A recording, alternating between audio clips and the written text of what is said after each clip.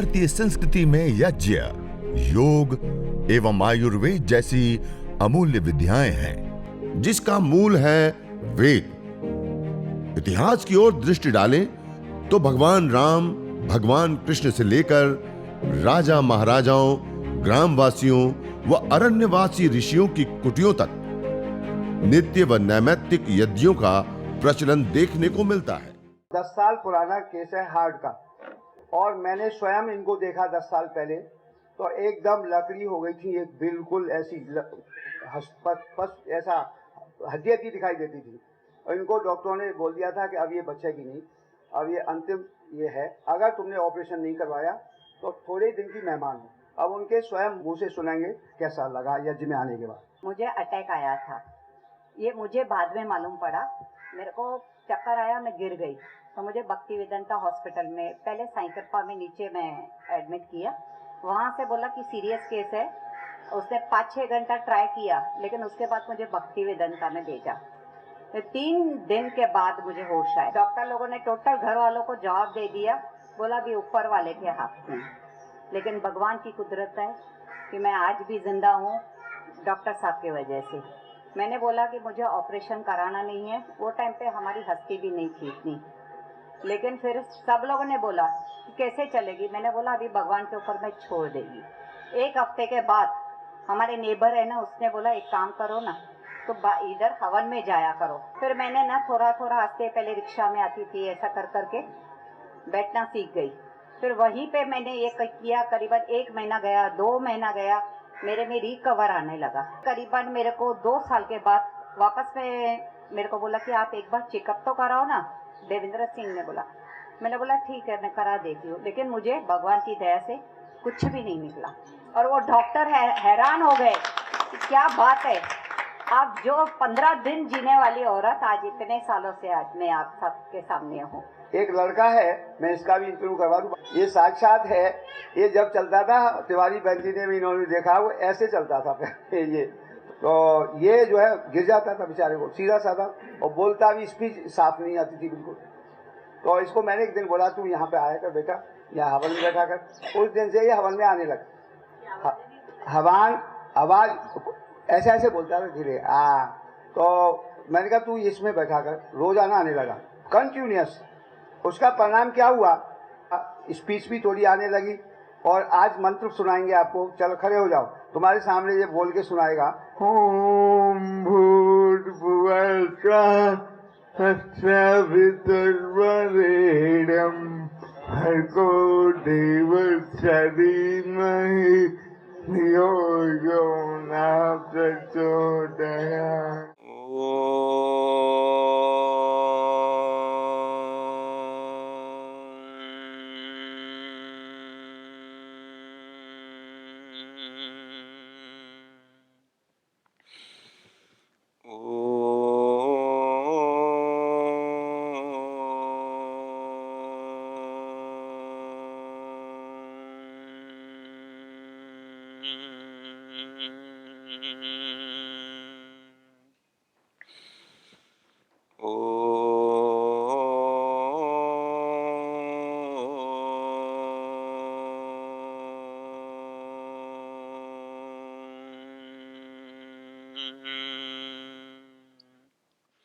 विश्वानि देव सवितर्दुरितानि परासुव यद्भद्रं तन्न आसुव। सर्वरक्षक परमपिता परमात्मा को प्रणाम करते हुए, उनको कृतज्ञता पूर्वक याद करते हुए, और जिनके अथक तप पुरुषार्थ के परिणाम स्वरूप आज हम सभी लोग जिन ऋषियों की विधा और विद्या, यज्ञ, योग और आयुर्वेद के साथ हम जुड़ रहे हैं, ऐसे महापुरुष परम पूज्य श्रद्धेय स्वामी जी महाराज और परम पूज्य श्रद्धेय आचार्य श्री को नमन करते हुए, वंदन करते हुए, उनकी सूक्ष्म स्थिति को अनुभव करते हुए, आइए आज यह यज्ञ चिकित्सा एवं प्रशिक्षण दिवस के और अगले एक सत्र में हम प्रवेश करने जा रहे हैं। और आज विशेष रूप से हम कुछ रोगों के अनुसार हवन सामग्री कैसे बनाएं और कैसे प्रयोग करके हम उन घातक बीमारियों से, जो जानलेवा बीमारियां होती हैं, जिनसे हमारा संपूर्ण जीवन दुखों से भर जाता है, उन रोगों से भी हम यज्ञ के माध्यम से मुक्ति पा सकते हैं, उस विषय में जानेंगे। और कौन से रोग के लिए कौन सी जड़ी बूटियों का प्रयोग करना, उसके विषय में भी जानेंगे। और जैसे मैं पहले से आपके सामने कुछ बिंदु रखते हुए आ रहा हूं कि यज्ञ एक चिकित्सा पद्धति है, और चिकित्सा पद्धति है तो वो कैसे कार्य करती है, उस विषय के ऊपर हम विशेष रूप से चर्चा कर रहे थे और आपके सामने बता रहे थे। और उसमें हमने कल कुछ महत्वपूर्ण बिंदु रखे थे, और आज भी ऐसे ही कुछ महत्वपूर्ण विशेष बिंदु आपके सामने रखने का प्रयास करेंगे। कल आपके सामने रखा था यज्ञ किस प्रकार से हमारी चिकित्सा करता है। उसका सबसे प्रथम पहलू है आहार के माध्यम से। हमारे हम तीन रूपों में आहार लेते हैं, ठोस, द्रव एवं गैस रूप में। उसमें जो गैस रूप आहार है, उसके अंदर वात, पित्त और कफ तीनों दोषों का संतुलन करते हुए वह हमारी विशेष रूप से चिकित्सा करता है, विशेष रूप से हमें दोषों का संतुलन प्रदान करके रोगों से मुक्ति दिलाता है। दूसरा आपको बताया था सुगंध सुरभि, और उस सुगंध सुरभि से हार्मोन्स का चेंज होना, केमिकल्स का चेंज होना, और उसके आधार पे हमारे शरीर में विशेष रूप से चिकित्सा की प्रभाव पड़ना। तीसरा एक बताया था रंग और रश्मि चिकित्साओं के माध्यम से, जैसे सूर्य की किरणों से, रश्मियों से, जैसे हम अनेकों लाभ प्राप्त करते हैं और अलग अलग चिकित्सा पद्धति जैसे सूर्य चिकित्सा पद्धति में जाना जाता है, उसी प्रकार से रंग या रश्मियों के माध्यम से हमारी शरीर की चिकित्सा होती है। और चौथा बताया था अपूर्व, अर्थात हमारा जो भाग्य होता है या हमारा जो पूर्व में किए हुए जो कर्माशय हैं, उन कर्माशय को, पुण्य या पाप रूपी कर्माशय कितना बलवान या कमजोर है, उसके आधार पर हमें इस जीवन में जाति, आयु और भोग मिलते हैं। और उसमें पुण्य रूप कर्माशय हमारा दुर्बल होने के कारण, या फिर इस प्रकार की कोई अन्य समस्या, ताप, संताप, किसी के द्वारा श्राप दिया गया, बद्दुआ दी गई, अभिचार या अन्य ऐसी जो चीजें होती हैं, उन सब से भी हम इस यज्ञ चिकित्सा से मुक्ति पा सकते हैं। या फिर हम अपने अपूर्व को, अपने कर्माशय को, पुण्य रूपी कर्माशय को बलवान बना करके हम इन रोगों से निजात पा सकते हैं। जैसे आयुर्वेद आदि ग्रंथों में कोढ़ आदि से लेकर के कुछ ऐसे भी रोग बताए गए हैं, जो विशेष रूप से कुछ ऐसे रोग होते हैं जो सामान्य चिकित्सा पद्धति से ठीक नहीं होते हैं। उन रोगों की चिकित्सा देवी चिकित्सा अर्थात यज्ञ, दान और तप रूप क्रिया से विशेष रूप से करने के लिए बताया गया, देवीय चिकित्सा पद्धति के अंतर्गत जिसको बताया गया। इसी प्रकार से आज उन्हीं बिंदु को आगे बढ़ाते हुए कुछ और महत्वपूर्ण तथ्यात्मक और विशेष बातें आज आपके सामने रखने का मैं प्रयास करता हूं। इस चार बिंदु के अतिरिक्त पांचवा बिंदु है यज्ञ एंटीबायोटिक, एंटीसेप्टिक के रूप में हमारे शरीर के अंदर कार्य करता है। एंटीसेप्टिक के रूप में अर्थात कम्युनिकेबल और नॉन कम्युनिकेबल दो प्रकार की हमारे शरीर के अंदर बीमारियां होती हैं। एक होती है कोई सूक्ष्म जीव के द्वारा इन्फेक्शन या उसके माध्यम से होने वाली बीमारी, और दूसरी है जैसे हार्ट, शुगर या high blood pressure, low blood pressure या इस प्रकार की जो बीमारी होती है, नॉन कम्युनिकेबल लीजिए। तो जो विशेष रूप से जो बैक्टीरिया, वायरस या फंगस जन्य जो बीमारी होती है, उन बीमारियों को दूर करने के लिए भी यह यज्ञ भली प्रकार से और बहुत अच्छे रूप में कार्य करता है। हम जो इन विशेष हविर द्रव्यों की जब आहुति हम प्रदान करते हैं, इसके अंदर अलग अलग प्रकार के ऑयल्स होते हैं, अलग अलग प्रकार के कंपोनेंट्स होते हैं, और कुछ कुछ ऐसे पदार्थ होते हैं जिसके अंदर बहुत बड़ी मात्रा में कंपोनेंट्स पाए जाते हैं। तो उनकी जब हम आहुति देते हैं, हवि देते हैं, तो उससे एक विशेष प्रकार का ऊर्जा का निर्माण होता है, एक विशेष प्रकार की गैस का निर्माण होता है, और उसके अंदर अलग अलग प्रकार की बहुत सारी गैसें होती है। एथिलीन ऑक्साइड से लेकर के प्रोपेलिन ऑक्साइड से लेकर के बहुत सारी प्रकार की अलग अलग गैसें होती हैं। उन गैसों के अंदर वो शक्ति होती है, वो सामर्थ्य होती है कि जो बैक्टीरिया, वायरस या फंगस जो पैथोजेंस कहे जाते हैं, जो हमें इन्फेक्शन करते हैं या रोग पैदा करने वाले जो जीव होते हैं, उनको दूर करने का, उनको हटाने का, उसको नष्ट करने का कार्य भली प्रकार से उन गैसों के माध्यम से सिद्ध होता है। आज वर्तमान मॉडर्न साइंस में भी अलग अलग परीक्षणों, अनुसंधानों के माध्यम से भी यह भली प्रकार से सिद्ध हुआ है कि जब हम यज्ञ करते हैं, हवन करते हैं, अग्निहोत्र करते हैं, तो उसके माध्यम से उत्पन्न जो गैसें हैं वह जब वायुमंडल के अंदर आती हैं, तो सबसे पहले जो एयरबॉर्न्स बैक्टीरिया, जो वायु के अंदर तैरने वाले या वायु के अंदर रहने वाले जो बैक्टीरिया, वायरस या फंगस है, उसको वह दूर करने का भली प्रकार से कार्य करता है। उसके बाद जो वह वायु है वो सरफेस के ऊपर जो सारी वस्तुएं रखी हुई हैं उसके ऊपर जब उसका संस्पर्श होता है, तो सरफेस बैक्टीरिया आदि भी उस गैसों के माध्यम से नष्ट हो जाते हैं, दूर हो जाते हैं।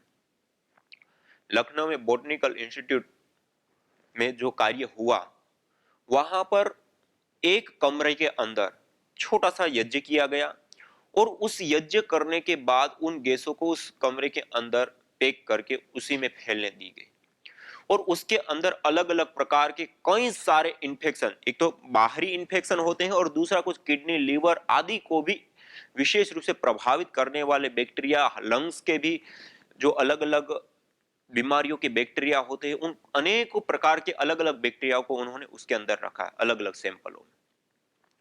और उन्होंने पाया कि यज्ञ करने से 94 से 96% तक वह बैक्टीरिया खत्म हो जाता है, दूर हो जाता है। और ये केवल लखनऊ की एक ही रिपोर्ट नहीं, इस प्रकार के पूरे भारतवर्ष में अलग अलग बहुत सारी रिसर्चें इस प्रकार की आज हो चुकी हैं। और भारत ही नहीं, भारत के बाहर विदेशों में भी बहुत बड़ी मात्रा में इस प्रकार की रिसर्चें आज हमें देखने को मिलती हैं। आप भी इंटरनेट के ऊपर जाकर के सर्च करेंगे तो आपको बहुत बड़ी मात्रा में ऐसे रिसर्च पेपर मिलेंगे जिसमें विशेष प्रकार की कुछ औषधियों का हवन करने से, होम करने से या उसको अंगारों के ऊपर डालने से उससे उठने वाले जो एरोमेटिक्स ऑयल्स है, गैसें हैं, ऊर्जाएं हैं, वह जब वायुमंडल के अंदर प्रसारित होती है तो उससे जो सामान्य बैक्टीरिया, वायरस या फंगस है उससे लेकर के जो भारी हैवी जिसको बोले जाते हैं रोगाणु, वह भी बहुत भारी मात्रा में कम हो जाते हैं, नष्ट हो जाते हैं और दूर हो जाते हैं। आज हमने भी Patanjali Yogpeeth Haridwar PRI Patanjali research institute में कई सारे ऐसे परीक्षण करके हमने देखा और उसमें कुछ विशेष रूप से 27 जड़ी बूटियां लेकर के और उन जड़ी बूटियों को अलग अलग जला करके और उससे उठने वाली जो धुनी है, उससे उठने वाला जो धूम्र है, उसके जो निकलने वाली जो गैसें हैं, उन गैसों को जो सामान्य रूप से आज सर्वाधिक दुनिया जिस रोगों से प्रभावित होती है या जिन पैथोजेनिक बैक्टीरियाओं से प्रभावित होती है, उन बैक्टीरियाओं को हमने वो धुआं, वो गैस दे करके हमने देखा तो उसमें पाया गया कि 100% उन बैक्टीरियाओं को वो नष्ट कर देता है और 1 घंटे के अंदर, ये एक सबसे बड़ी बात, और लंबे समय तक भी उसमें बैक्टीरिया का ग्रोथ वापस नहीं आता है। और इसी प्रकार में जो लखनऊ की रिपोर्ट में बता रहा था उसमें भी उन्होंने एक बार यज्ञ किया और उसका परीक्षण करके उन्होंने कुछ कुछ घंटों में लगातार उसकी सैंपलिंग करते रहे और पाया गया कि 1 महीने तक, एक बार घर में यज्ञ किया गया, उसका 1 महीने तक उस कमरे के ऊपर भारी प्रभाव रहा, सामान्य प्रभाव नहीं, भारी प्रभाव कि 1 महीने तक उसमें कोई ऐसा बैक्टीरिया, वायरस या फंगस जो मतलब हमें बीमारियां देते हैं वो पैदा ही नहीं हुए या बढ़े ही नहीं। और 1 महीने के बाद भी सामान्य वायुमंडल से भी वो अच्छा वायुमंडल पाया गया। कहने का अभिप्राय है कि यज्ञ की जो ऊर्जाएं होती हैं, उन ऊर्जाओं में, उन गैसों में वह शक्ति होती है, वह सामर्थ्य होती है कि वायुमंडल के अंदर व्याप्त जो अलग अलग प्रकार के बैक्टीरिया, वायरस, फंगस, जो सूक्ष्म जीव है, जो पैथोजेंस है, जिसके माध्यम से बीमारियां होती है, जिसके कारण से आज पूरी दुनिया में केवल इसको कहते हैं माइक्रोबायोलॉजिकल प्रदूषण, इसके कारण से पूरी दुनिया में आज 2 करोड़ के करीब लोग मौत के मुंह में समा जाते हैं। 2 करोड़, ये छोटा आंकड़ा नहीं है। और आज कितना हमारा चिकित्सा विज्ञान आगे बढ़ चुका है, कितनी हम आज सुख सुविधाएं, साबुन शैंपू से लेकर के सैनिटाइजर से लेकर के कितनी प्रकार की हम सुविधाएं और एडवांस में जा चुके हैं। उसके बावजूद आज पूरी दुनिया की ये हालात है कि बैक्टीरिया, वायरस या फंगस जन्य जो बीमारियां हैं, जिसके परिणाम स्वरूप 2 करोड़ लोग मौत के मुंह में समा जाते हैं। और उसके कारण जब बीमारियां हुई और उन बीमारियों होने के बाद जो दवाइयां ली जाती है, उसका यदि हम हिसाब लगाए तो हजारों करोड़ में जाएगा। मानी एक बहुत बड़ा बाजार दवाइयों का केवल मात्र इन जीवाणुओं से लड़ने के लिए, इन जीवाणुओं से सुरक्षा करने के लिए हो रहा है। तो आप विचार कीजिए कितना बड़ा पूरी दुनिया का खर्चा, और उसके बावजूद भी कितनी बड़ी जान माल की हानि। और केवल मात्र यदि हम अपनी ऋषियों की विधा और विद्या को अपने घर में इतना छोटा सा हवन कुंड, इतनी छोटी छोटी 4 संविधाएं, 20-25 ग्राम गाय का घृत और 10-20 ग्राम हवन सामग्री, इतना यदि हम इतना छोटा सा नुस्खा हमारे ऋषियों का दिया हुआ, हमारे ऋषियों की दी हुई यह विद्या, हमारे ऋषियों के माध्यम से दिया गया यह ज्ञान यदि हम अपने आचरण में ला दें, हम अपने घर में इतना छोटा सा यज्ञ करने लग जाए, तो हम 2 करोड़ लोगों को बचा सकते हैं। 2 करोड़।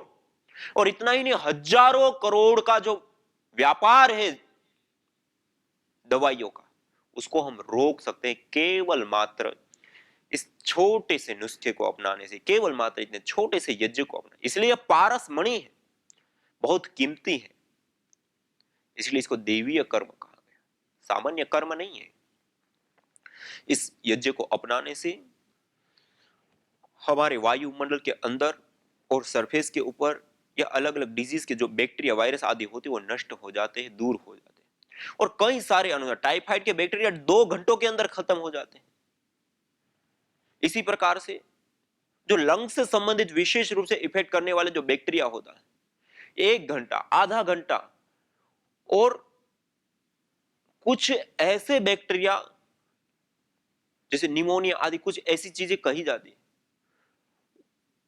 उन बैक्टीरियाओं को 5 मिनट में, अपामार्ग अपने पास यहां रखा हुआ है, ये अपामार्ग, इस अपामार्ग को अंगारों के ऊपर डालिए और उसकी जो धुनी निकलती है 5 मिनट के अंदर बैक्टीरिया साफ हो जाते हैं। इसी प्रकार ये वच रखी हुई है, ये वच का धुआं हर प्रकार के बैक्टीरिया को नाश करने में जबरदस्त रूप से कार्य करता है। और वर्तमान में जो कोरोना काल चल रहा है, उस दौरान भी इन औषधियों का प्रयोग विशेष रूप से हमारे लिए लाभकारी हो सकता है, विशेष करके। और हमने ये परीक्षण करके पाया कि जैसे दालचीनी है, ये सामान्य सी औषधि है, सभी घरों में ये पाई जाती है, हर कोई अपने घर में इसका प्रयोग करते हैं। ये दालचीनी को आप अंगारों के ऊपर डालिए, आग में डालिए, उससे माध्यम से निकलने वाली जो गैस, वो हार्ट के लिए, अन्य कई बीमारियों को दूर करने के साथ गुड हार्मोन्स बनाने बहुत, और बाद में आप अंगारों के ऊपर रखिए यज्ञ करने के बाद, एक ऐसी विशेष खुशबू आपके घर में फैल जाएगी कि आपका मन आह्लादित हो जाएगा, स्ट्रेस, तनाव, चिड़चिड़ापन से मुक्त हो जाएगा। और इसका धुनी जो होती है, वो धुनी से हमने, जो मैंने कहा ना, हमने पतंजलि रिसर्च इंस्टीट्यूट में कुछ 27 औषधियां, जड़ी बूटियों का चयन करके उन औषधियों को अंगारों के ऊपर डाल करके और उससे उठने वाली जो गैसें है, जो धुनी है, उस धुनी को अलग अलग बैक्टीरिया को दिया। तो ये दालचीनी भी ऐसी होती है कि इससे बैक्टीरिया थोड़े ही समय के अंदर में नष्ट हो जाते हैं, दूर हो जाते हैं। दालचीनी है, अपामार्ग है, वच है। इसी प्रकार हमारे घर में सौंठ होती है। इसी अतिरिक्त और भी ऐसे औषधियां, जड़ी बूटियां जो हमारे किचन के अंदर ही होती हैं, उन औषधियों का प्रयोग करने से विशेष रूप से हमें निजात मिलती है। जैसे जायफल है, जावित्री है, दालचीनी है, लौंग है, तेज पत्ता है, अपामार्ग है। अपामार्ग तो पूरे भारतवर्ष में सब जगह पे पाई जाती है, रोड रास्ते के किनारों पे पाई जाती है, जिसको अंघेड़ा बोलते हैं, अपामार्ग बोलते हैं, चिड़चिड़ा बोलते हैं। ये बहुत ही उत्तम औषधि के रूप में देखो। और यहां तक कहा है अथर्ववेद में कि वंशानुगत जो रोग होते हैं, पीढ़ियों से जो रोग चले आते हैं, उसका भी नाश करने के लिए सक्षम होती है। तो इस प्रकार की यह औषधियों का विशेष विशेष गुण और विशेष विशेष सामर्थ्य होता है। तो मैं कह रहा था यज्ञ का एक विशेष इफेक्ट होता है एंटीसेप्टिक, बैक्टीरिया, वायरस या फंगस आदि से हमारा बचाव करती है और उसको नष्ट करने का, उसको दूर करने का कार्य भली प्रकार से सिद्ध होता है इस यज्ञ के माध्यम से। और इतना छोटा सा यज्ञ, मामूली सा खर्च, छोटा सा हवन यदि हम प्रतिदिन अपने घर में अपना ले तो हम 2 करोड़ लोगों को बचा सकते हैं। ये कोई छोटा आंकड़ा नहीं है। हजारों करोड़ का दवाइयों का व्यापार रोक सकते हैं, कोई छोटी बात नहीं है। और इतनी छोटी से यज्ञ से, इसलिए मैं कहता हूं आइए हम स्वयं तो यज्ञ करें, हम स्वयं तो इन सारी आसुरी शक्तियों से अपना बचाव करें, लेकिन हम इस घर को, इस यज्ञ को घर घर पहुंचाए, इसको एक जन अभियान बनाए, हर व्यक्ति को इस यज्ञ के साथ जुड़े, हर परिवार में यज्ञ हो, हर घर में यज्ञ हो, जिससे हम करोड़ों लोगों को बचा सकते हैं, जिससे हम करोड़ों लोगों का दुख, दर्द, कष्ट, पीड़ा, बाधा, रोग आ जाना, उसकी चिकित्सा कर देना, वो तो बहुत बाद की बात है, वो भी अच्छी बात है, लेकिन वो बाद की बात है। आप यज्ञ करोगे तो आपको तो नहीं होगा, आपके अपने परिवार वालों को भी नहीं होगा, और आपके पड़ोसी को भी वो रोग नहीं होंगे। आपने ऐसा समझिए कि एक छोटा सा हॉस्पिटल आपने शुरू कर दिया कि बिना दर्द दिए व्यक्ति कोई किसी को ट्रीटमेंट देता है, निःशुल्क में भी वो उसका उपचार करा देता है, तो उसको पीड़ा तो हो ही रही है, उनका बिजनेस, धंधा, काम जो भी करता है वो भी तो उनका छूट रहा है, और उसके बाद जाकर के आप उनका सहयोग करें। लेकिन आप जब यज्ञ करते हैं तो उसको पता ही नहीं लगने देते, और वैसे ही उनका रोग का निवारण था आने ही नहीं देते उसके जीवन में। इससे बढ़िया और क्या हो सकता है। तो इस यज्ञ को, हवन का एक विशेष इफेक्ट होता है एंटीसेप्टिक, बैक्टीरिया, वायरस आदि, फंगस आदि जो कई सारे प्रकार के जो सूक्ष्म जीव है, पैथोजेंस है, जिसके कारण से अनेक प्रकार की बीमारी होती है, उनसे हमारा बचाव होता है। यह एक बहुत बड़ा इस यज्ञ चिकित्सा का पहलू है। और एक विशेष, इससे भी महत्वपूर्ण और इससे भी विशेष एक और पहलू इसके साथ जुड़ा है। देखिए, हम औषधियों की, घृत आदि की जब हम हवि प्रदान करते हैं, आहुति प्रदान करते हैं, तो वह द्रव्य अत्यंत सूक्ष्म हो जाता है, अणु परमाणु के रूप में कन्वर्ट हो जाता है, रूपांतरित हो जाता है। जब वह अणु परमाणु के रूप में कन्वर्ट हो जाता है, रूपांतरित हो जाता है, तो वह जो कण है वह ऋण आवेशित हो जाते हैं। हम जिस वायु के समुद्र के अंदर श्वास ले रहे हैं, उसमें 2 प्रकार के कण पाए जाते हैं, एक धनायन कण और दूसरे ऋणायन कण। जो धनायन कण है, धनायन कण प्राधान्य वाले वायुमंडल में रहने से हमारे शरीर के अंदर ब्लड सीरोटिन की मात्रा बढ़ जाती है, और ब्लड सीरोटिन की मात्रा बढ़ने के कारण हमारी बॉडी एसिडिक हो जाती है, और उसके कारण से हमारे शरीर में कई सारे प्रकार के रोग हो सकते हैं या होते हैं। और यदि कोई रोग हो गया है और उसका हम उपचार भी कर रहे हैं तो वो जल्दी से ठीक नहीं होता। और धनायन कण विशेष रूप से पाए जाते हैं जहां भीड़भाड़ वाला इलाका है, जहां शहरीकरण है, जहां औद्योगिकीकरण है, ऐसे इलाकों में विशेष रूप से धनायन कण की मात्रा बढ़ी पाई जाती है। और जस्ट इससे विपरीत समुद्र तटीय क्षेत्र है, चाहे वह विशेष रूप से वन, अरण्य, जंगली क्षेत्र है, पहाड़ी क्षेत्र है, ग्रामीण क्षेत्र है, वहां पर ऋणायन कणों की मात्रा का आधिक्य पाया जाता है। धन आवेशित कण को धनायन बोलते हैं, ऋण आवेशित कणों को ऋणायन बोलते हैं। और जिस स्थान पर प्रतिदिन यज्ञ होता है, हवन होता है, अग्निहोत्र होता है, उस स्थान पर भी ऋणायन कणों की मात्रा प्रति मिलीमीटर हवा के अंदर 200 से 400 हो जाती है। अर्थात जैसा वायुमंडल समुद्र के तट पे पाया जाता है, जैसा वायुमंडल जंगल के अंदर पाया जाता है, जैसा वायुमंडल पहाड़ी क्षेत्रों में पाया जाता है, ऐसा वायुमंडल हो जाता है जिस स्थान पे प्रतिदिन यज्ञ होता है वहां पर। यह एक बहुत बड़ी और महत्वपूर्ण बात है और विशेष बात जुड़ी हुई है। आज आयन चिकित्सा के रूप में भी बहुत सारे लोग, जो धनी लोग हैं, वो अपनाते हैं। जब कोई विशेष बीमारी विशेष हो जाती है, उस बीमारी को ठीक करने के लिए उसको उस जगह विशेष से दूसरी जगह पे भेज दे, महीने, 2 महीने, सप्ताह, 2 सप्ताह, 15 दिन, 20 दिन, जो भी कुछ अलग समय के लिए वो उस स्थान से, जो शहरीकरण, भीड़ भाड़ या औद्योगिक क्षेत्र है, वहां से वो अरण्य, जंगल या पहाड़ी या समुद्र तटीय किनारों पर वो बसने के लिए जाते हैं। कई लोग साल में जाते हैं, कई लोग ऐसी बीमारी विशेष होती है तब जाते। और डॉक्टर लोग भी इसको सजेस्ट करते हैं कि आप थोड़ा इस ऐसे वायुमंडल में जलवायु परिवर्तन करिए, ऐसा कहते हैं सामान्य भाषा। और उससे क्या हुआ, वो उस ऋणायन कण, ऋणायन प्राधान्य वायुमंडल में जब वो गए तो उसके शरीर के अंदर ब्लड सीरोटिन की मात्रा अपने आप घट गई, ब्लड सीरोटिन की मात्रा घट गई, एसिडिक बॉडी खत्म हो गई। तो उसके कारण से स्वाभाविक रूप से ही रोग दूर होने लगते हैं। मुझे हार्ट का प्रॉब्लम था, ये सही बात है। मेरे 2 ब्लॉकेज थे, मैं बहुत सारा इसमें हार्ट अटैक भी हुआ था एक बार। हार्ट अटैक की वजह से मैं चेक कराने गया था, 2 ब्लॉकेज थे। और उस समय मैंने बड़े से बड़े हॉस्पिटल में इधर एडमिट भी हुआ, 1 दिन 2 दिन के लिए, और 3 दिन नॉर्मल हॉस्पिटल में हुआ। वहाँ से पूरा चेकअप हुआ, मेरा पूरा चेकअप का सर्टिफिकेट वगैरह सब है। उसके बाद में मैंने डॉक्टर साहब के यहाँ से, मेरी वाइफ के कहने पे मैंने शुरुआत की हवन के थ्रू। सिर्फ हवन के थ्रू मैंने सारा मेरा जो हार्ट का प्रॉब्लम्स था वो सॉल्व हो गया है। स्वस्थ और एकदम फिट हूँ अभी। वहाँ से आया तो एकदम ऊपर से नीचे नहीं चल पड़ता था। तो डॉक्टर, मैं बहुत दवा किया, कुछ फायदा नहीं हो रहा था। डॉक्टर साहब ने बोला मेरे को दवा सब फेंक दीजिए, आप मेरे पास आ जाइए। मैं इनसे आया, जुड़ गया, ये एकदम ठीक हो गया, एकदम चलने लगा। और पहले भी मैं घुटने में दर्द था, दवा किया, ठीक नहीं हुआ। तो यज्ञ में आया, तब मेरे को सब ठीक हो गया। जो भी तकलीफ होता है ना, यज्ञ में आता हूँ, बैठता हूँ, एकदम सब ठीक होता है। यज्ञ भारतीय संस्कृति का मूल है। तो आइए हम संकल्प लें, संसार के श्रेष्ठतम कर्म यज्ञ को अपनाएं। पिंड और ब्रह्मांड में संतुलन कायम करने वाले यज्ञ को अपने जीवन का अभिन्न अंग बनाएं एवं प्रकृति मां के प्रति अपने ऋणों को अदा करें। विश्व स्वास्थ्य का एक नारा, यज्ञ से होगा जग उजियारा।